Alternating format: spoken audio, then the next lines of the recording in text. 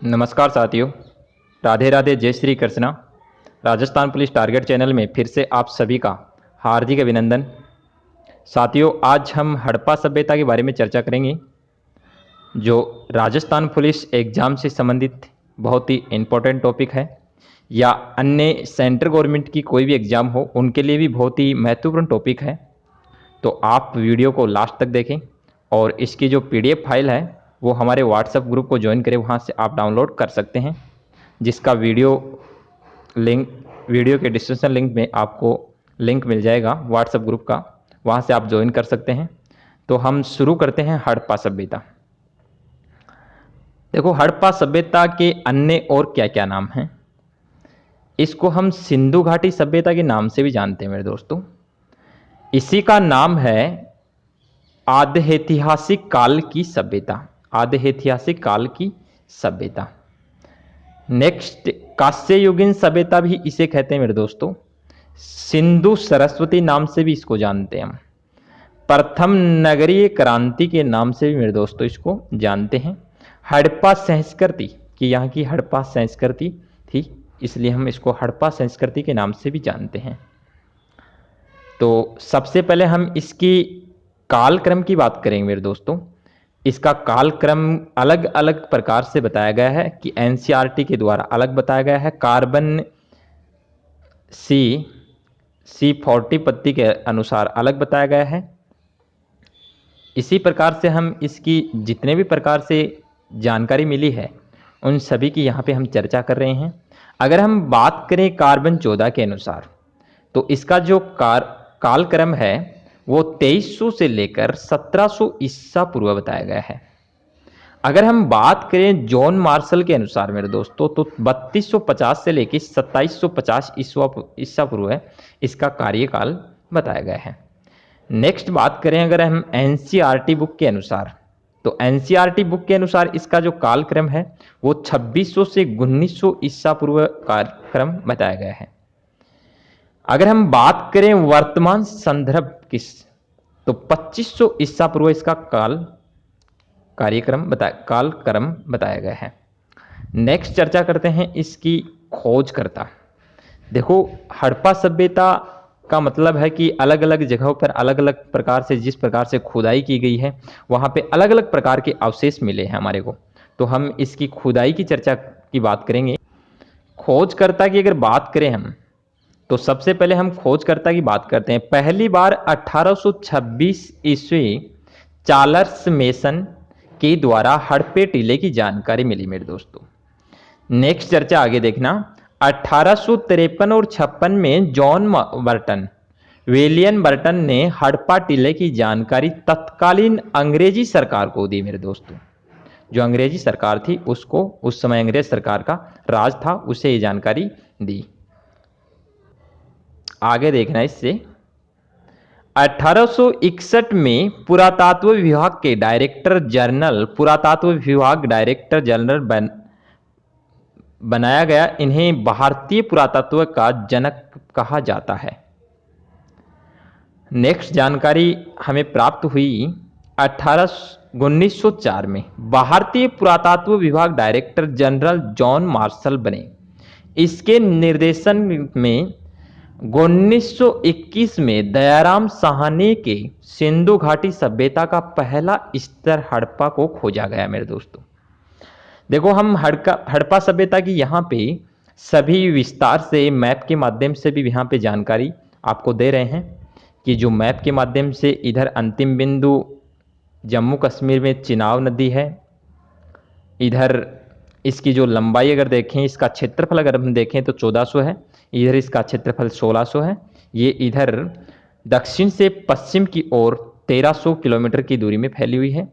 सभी यहाँ पे बातें दर्शाई गई हैं। नेक्स्ट देखना इससे आगे।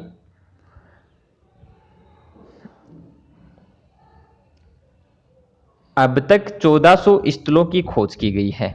अगर जिस प्रकार से खुदाई का कार्यक्रम चालू हुआ था उससे आज तक अगर देखें, तो हम सिंधु घाटी सभ्यता की 1400 स्थलों की खोज की जा चुकी है, जिसमें से मेरे दोस्तों 917 भारत में है, 481 पाकिस्तान में है और 2 अफगानिस्तान में। सबसे पहले हम बात करेंगे हड़प्पा सभ्यता की।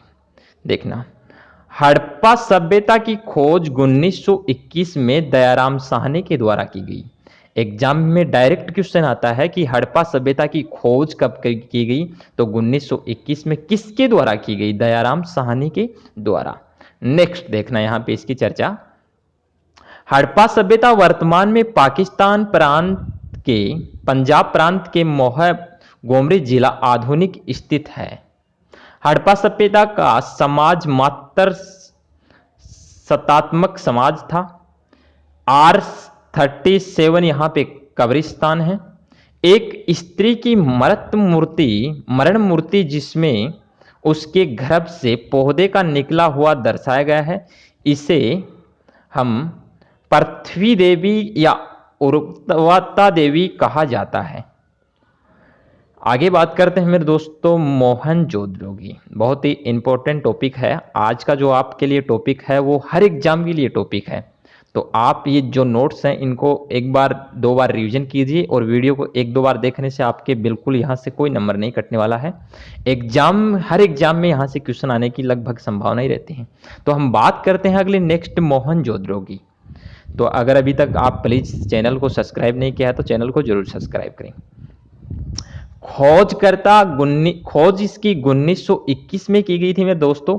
दयाराम राखलदास बनर्जी के द्वारा खोज की गई थी मोहनजोदड़ो की। देखो, मोहनजोदड़ो की विस्तारित बात करेंगे तो मोहनजोदड़ो का विकास सिंधु नदी के किनारे हुआ था मेरे दोस्तों। मोहनजोदड़ो वर्तमान में पाकिस्तान के सिंध प्रांत के लरकाना जिले में स्थित है। मोहनजोदड़ो शब्द सिंधी भाषा का शब्द है जिसका अर्थ मृतकों का टीला या मौत का टीला कहा जाता है मेरे दोस्तों। अगर अन्य नाम की बात करें तो अन्य सिंध का बाग, सिंध का नकल स्थान, भूत प्रेतों का नगर भी कहा जाता है मेरे दोस्तों। इसको भूत प्रेतों का नगर भी कहा जाता है। आगे देखना, मोहनजोदड़ो का 7 बार उत्थान व पतन हुआ। मोहनजोदड़ो का सबसे महत्वपूर्ण सार्वजनिक स्थल एवं अद्भुत संरचना विशाल स्नानागार पाई गई। अगर मोहनजोदड़ो की सबसे बड़ी इमारत की बात करें तो वर्द अन्नागार यहां पे इमारत थी। नेक्स्ट चर्चा देखना, मोहनजोदड़ो की सड़कें ग्रिड पत्ती में सड़कों का जाल बिछाया गया था मेरे दोस्तों। मोहनजोदड़ो बस्ती 2 भागों में विभाजित थी, एक तो गदी किला, एक नगर टीला। इस प्रकार से 2 भागों में बस्ती विभाजित थी। नेक्स्ट, मोहनजोदड़ो से सर्वाधिक मोहरे प्राप्त हुई हैं, जो अब तक के इनका जो मोहरों का परिणाम मिला है वो 1200 है। तो अगर क्वेश्चन इस प्रकार से आ सकता है कि किस सभ्यता से सर्वाधिक मोहरे मिले हैं, तो मोहनजोदड़ो से प्राप्त हुई हैं। मोहरे अधिकांश से सेलखड़ी नामक मुलायम पत्थर से बनी हुई हैं। अन्य विशेषता देखते हैं, महाविद्यालय भवन, सभा भवन, कांस्य के नृत्य स्त्री की मूर्ति, पशुपतिनाथ की मूर्ति, योगी की मूर्ति, मोहनजोदड़ो के मृत कंकालों के मलेशिया के अवशेष मिले मेरे दोस्तों। सबसे प्रसिद्ध पुरातत्व स्थल व सबसे सुंदर नगर मोहनजोदड़ो है। विश्व की सुव्यवस्थित जल निकास नली मोहनजोदड़ो की है मेरे दोस्तों। अगर हम बात करें और इंपॉर्टेंट कुछ बातें, मोहनजोदड़ो से लगभग 700 कुएं मिले हैं। स्टुअर्ट पिकल्स ने हड़प्पा व मोहनजोदड़ो को हड़प्पा साम्राज्य की जुड़वा राजधानी कहा है मेरे दोस्तों। आगे हम बात करेंगे कालीबंगा की। देखो, कालीबंगा की सबसे पहले खोज की बात करते हैं। 1952 में कालीबंगा सभ्यता की खोज की गई। ये खोज ए घोष के द्वारा की गई। कालीबंगा का विकास घग्गर नदी के किनारे हुआ है मेरे दोस्तों। आगे बात करें, कालीबंगा पंजाबी भाषा का शब्द है जिसका शाब्दिक अर्थ है काली चूड़ियां। इसकी जो खोज से क्वेश्चन आ सकता है, और यहां से कि किससे कालीबंगा का संबंध किससे है, काली चूड़ियों से, और खोज किसने की, कब की, 1952 में ए घोष ने काली चूड़ियों से इसका संबंध है। कालीबंगा का विस्तृत उत्खनन 1961 में वी लाल वी के थापर के द्वारा किया गया। डॉक्टर दशरथ शर्मा ने कालीबंगा को हड़प्पा साम्राज्य की तीसरी राजधानी बताया मेरे दोस्तों। जुते हुए खेतों के साक्ष्य मिले हैं, जिसमें भी दो दो फसलें एक साथ बोई जाती हैं, जैसे गेहूं, जौ, चना, सरसों। इस प्रकार के यहाँ पे अवशेष मिले हैं। 7 अग्नि वेदियां, भवन के कुंड वेदियां मिले हैं। भूकंप के साक्ष्य बेलनाकार मोहरे और समकालीन मेसोपोटामिया में प्रचलित थी। ऊंटों के साक्ष्य भी मिले हैं मेरे दोस्तों। लकड़ी की नालियां, सबसे बड़ी यहाँ पे ये भी इंपॉर्टेंट बात है कि कौन सी सभ्यता से लकड़ी की नालियां मिली हैं, तो कालीबंगा सभ्यता से मिली हैं। नेक्स्ट चर्चा, चौहंद्रो खोज 1931 में एम.जी. मजूमदार के द्वारा वर्तमान में पाकिस्तान के सिंध प्रांत में है। सिंधु नदी के किनारे मनके निर्माण करने का प्रसिद्ध कारखाना। चौहंद्रो से किसी दुर्ग का अस्तित्व नहीं मिला है मेरे दोस्तों। चौहंद्रो से प्राप्त हड़प्पा संस्कृति, जिसे जहामर संस्कृति के अवशेष मिले हैं। नेक्स्ट चर्चा करते हैं लोथल की। देखो, लोथल की खोज 1954 में एस.आर. राव के द्वारा की गई। वर्तमान में गुजरात के अहमदाबाद में स्थित है। लोथल का विकास बोहगवा नदी के किनारे हुआ मेरे दोस्तों। डॉकयार्ड, गोदीवाड़ा बंदरगाह अवशेष मिले हैं।